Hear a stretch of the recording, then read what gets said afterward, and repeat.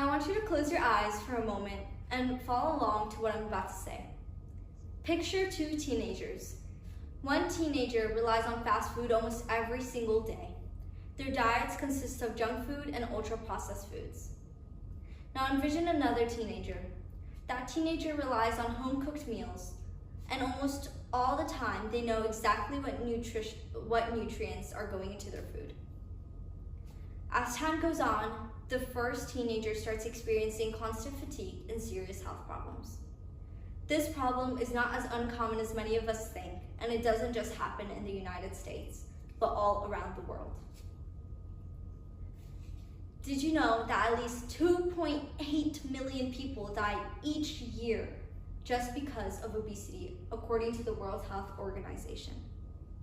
The problem is, a lot of us as students and working individuals rely on fast food and junk food for an easy and efficient meal. It helps with time, and it's just efficient overall.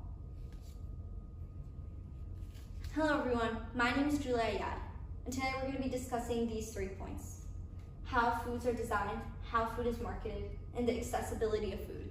In particular, we're going to be diving in to obesity in regards to the food industry. By the end, I hope that I can persuade you to understand how harmful the food industry has made food and junk food and all the foods that we are constantly consuming every single day. To understand the reality of the food industry, let's take a look at myths and claims. A common myth is that fast food is meant to be eaten occasionally. I understand that that happens sometimes. However, the food industry has particularly designed food so that it's filled with unnecessary sugars, fats, and artificial flavoring in order to keep consumers coming back, because at the end of the day, that is how they profit. The average fast food meal is around 1,500 to 2,000 calories. Another myth, overeating fast food is due to a lack of self-control. Although that may be true sometimes, ultra-processed foods make up 55% of American diets, according to the CDC. And another myth, portion sizes are average, is what a lot of people might be saying. However, did you know that just in the past 20 years, food portions have doubled in size? Now that we recognize myths, let's see who they target the most. It might come as a surprise, but the food industry targets children the most. You might have been walking through the grocery store and have seen colorful packages and food that is promising prizes. That is a way and a tactic that they target children. Children obesity rates have increased in the past decade. And if you've seen some graphs like this, you'll see that as obesity rates in children have increased, it's obvious that so have fast food and ultra-processed foods increased on the market. So there is it's not just a coincidence, there's a very common link in between both statistics.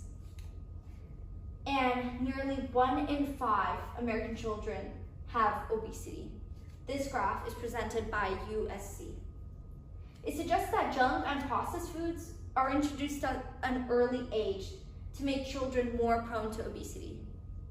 Because as children grow up, they're more likely to keep on consuming, and their diets are going to be constant as to what it was when they were a child. Now that we took a look at how the food industry uses strategic marketing, let's see how patterns continue.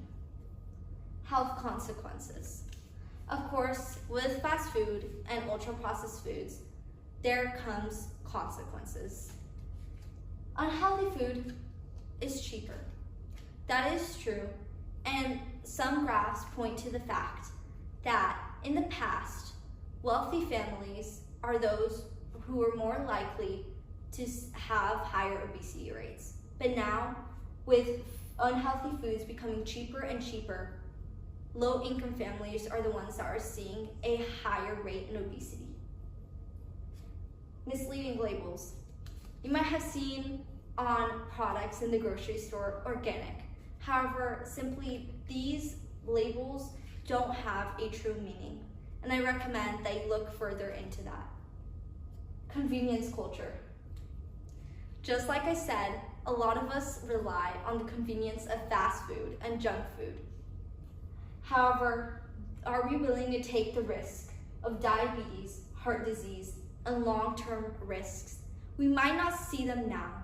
However, they will creep up on us if we continue having a diet filled with ultra-processed foods and junk food.